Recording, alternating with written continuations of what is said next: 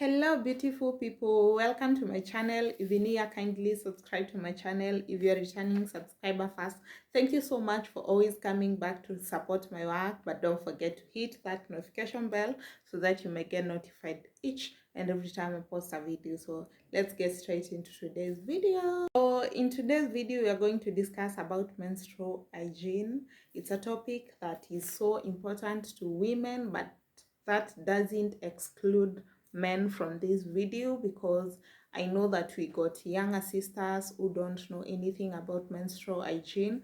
We got wives, we got girlfriends who might in a way need this information. So by any chance they don't come across it, you can help them with the information, and it will be a very positive thing hearing someone saying, I was taught about menstrual hygiene by my boyfriend, by my brother, by my dad. It is giving a gentleman vibe. So basically, menstrual hygiene is the products or practices that are done during menstrual periods to manage the periods or make one comfortable and more confident during their menstruation period. It's so important to maintain personal hygiene during menstruation, because during menstruation it's so easy to get infections, and it's so easy to harbor bacteria in our bodies.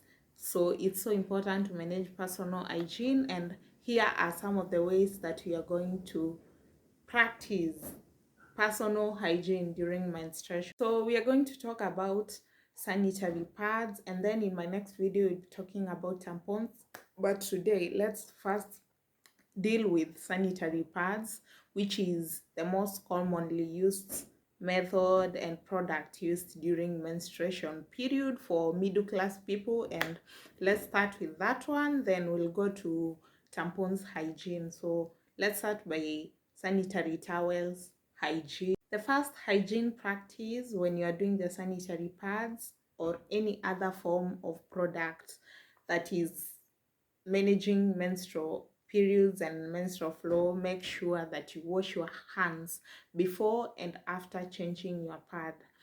The before part is because you need to prevent a lot of bacteria that you have come across during the day. Umeshikashika vitu mingi chafu chafu, you can't afford to take that bacterias on your hands in there during the process of changing your pad.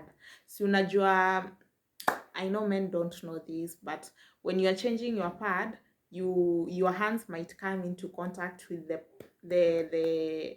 the upper part of the pads, which is coming into contact with your skin. So make sure that you wash your hands before you change your pad, and after there comes in when after you've changed your pad, you might have come into contact with the floor or umeshikashika the panty and stuff. So make sure that you also wash your hands up. Just in case you are in a place where there is a water problem, or you can't access water for washing your hands before and after doing a pad, changing a pad, you can make sure that you are working with your antiseptic wipes or antibacterial wipes that you can use to wipe your hands before you go do a change of your pads, and wipe after you have changed your pads. So antiseptic wipes can be used to replace in a situation that you don't have access to water. You also need to change your pads regularly, and the time frame that's given for you to stay with one pad is at a maximum of 4 to 6 hours per pad. But it also depends with how heavy your flow is. So if you have a heavy flow, you can change in 2 hours time. But if you don't have a very heavy flow, make sure that you change from 4 hours to 6 hours, so that you might maintain the freshness, and also you might prevent bacteria from harboring down there. So change your pads regularly. And sometimes you forget. If you feel like you can forget because your flow isn't too heavy, so there's nothing alarming about that, make sure that you are having maybe an alarm to remind you that it's time for that girly thing. So yeah, make sure that in 4 to 6 hours you change your pad. But if your flow is too heavy, you can change in 2 hours or less. When taking shower, avoid using harsh soaps. During cleaning your vagina, because it might end up causing dryness and irritation in your vagina, and you can't afford to have dryness and irritation during that period. It will make you more uncomfortable because you're already on pads 24/7, and there's already some flow coming out of there, so you can't also afford to add more problems on madam vagina. So make sure that you are using a mild soap or a soap recommended for washing down there. And if you don't have a recommended soap, kindly just use water only, but don't cause dryness and itchiness and irritation on yourself during menstruation cycle. You can't afford the two uncomfortable things happening at the same time. Make sure that you're storing your pads properly. Store your pads properly. I'm not talking about disposing, I'm talking about storing your pads properly. So there are people who don't store their pads properly. Maybe you are placing them anyhow, anywhere in your kibeti or in your handbag together with some water. The water might kufunguka and pour in the bag, and then your pad is right there. No, no, no, no, no. A cold pad might have higher chances of harboring bacteria. So make sure that your pad is in a cool and a dry place. And the other thing you don't need to do is keeping your pad folded. Make sure that your pad is as straight as it could be in a cool, dry place. That's how you should store your pads before using them. At home, if the pads are in too much quantity, make sure that you store them maybe have a specific place for storing them, maybe in a pads container if you have it. If you don't have it, you can in you can what is it called? Gosh, I'm forgetting. You can improvise it.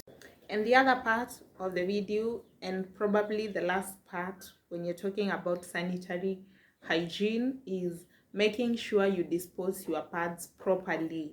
And this is the most crucial part of it. Don't store your pads on the rooftops of toilets, in the bathrooms. No. After you are done with using your pad, just fold it in a correct way. Then after folding it, cover it with a tissue. Cover it with a tissue and then dispose it either in a pit latrine, or if you have what is this called, a dustbin, make sure that you're placing it inside the karatasi and then the bin. So don't just go throwing your pads anyhowly. It causes other people to feel a little bit some type of a way. So make sure that you're disposing the pads correctly and don't just lay them all over anyhow. So that's all we had to discuss today, but in the next video we'll be talking about tampon hygiene. In the other video we'll be talking about how men can support women during menstruation period, because it's something we shouldn't be afraid about, because it's such a natural process and it's not a bad thing. We grew up being wired to think that periods are such a thing that shouldn't be discussed, we should be ashamed of, and we need to get that off our brains. It's just a normal and natural process. Men should be involved too in making us feel safe and feeling like it's something they can chip in. You can buy your girlfriend some cravings during a menstruation flow. You can help your girlfriend in placing the pads on the panties. You can help your wife. You can help any your partner. Make sure that you support them during menstruation periods, because it's a process. And then I'll be doing another video of telling gentlemen how you can support your wife or your partner during menstruation period. So thanks so much for watching. Thanks for your time. I hope you have learned a thing or two. So let's meet again in the next video. Bye.